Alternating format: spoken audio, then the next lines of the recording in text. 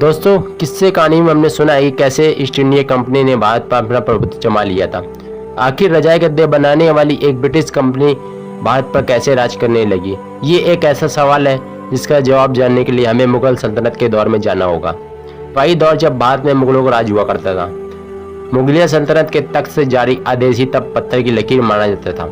इसी दौर की एक मुगल बादशाह की गलती ने न सिर्फ उसको वंश को बर्बाद कर दिया, बल्कि समस्त भारतीयों के जीवन को खतरे में भी डाल दिया, जिसकी वजह से समस्त भारतीयों को इसकी भारी कीमत चुकानी पड़ी। दोस्तों, ये मुगल बादशाह कोई और नहीं, अकबर का बेटा जहांगीर था, जो शराब और औरत के लिए बदनाम रहा, जिसके आदेश की बदौलत ही भारत में अंग्रेज अपना पैर जमा सके थे। अकबर की उम्र लगातार बढ़ती जा रही थी। वह अपने वारिस को लेकर काफी चिंतित थे। दूसरे लोगों के बीच लोकप्रियता, इसी बीच यूरोपीय यात्रियों का भारत आने जाने की सिलसिला शुरू हुआ।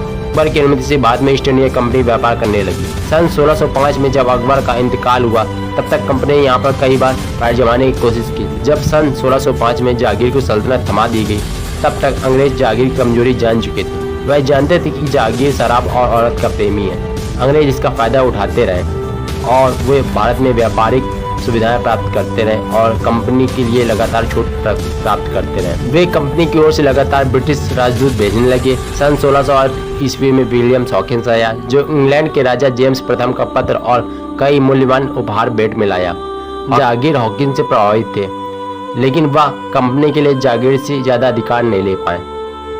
अब तक ईस्ट इंडिया कंपनी ने भारत में व्यापार की अनुमति ली, बल्कि सन 1611 ईस्वी में विलियम हॉकिंस ने किसी तरह राजा जहांगीर को राजी कर लिया और बाद में ईस्ट इंडिया कंपनी की पहली फैक्ट्री खोलने के लिए अनुमति मांग ली।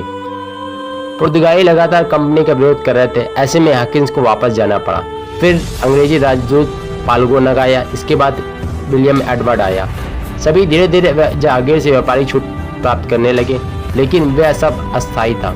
जब सन 1616 में British Rajput Thomas Roe Bharat आया, जिसने बाद में ब्रिटिश फौज लाने का रास्ता साफ किया। वह जब भारत आया तब नूरजहां और शहजादे खुर्रम के लिए बहुत सारे उपहार लाया।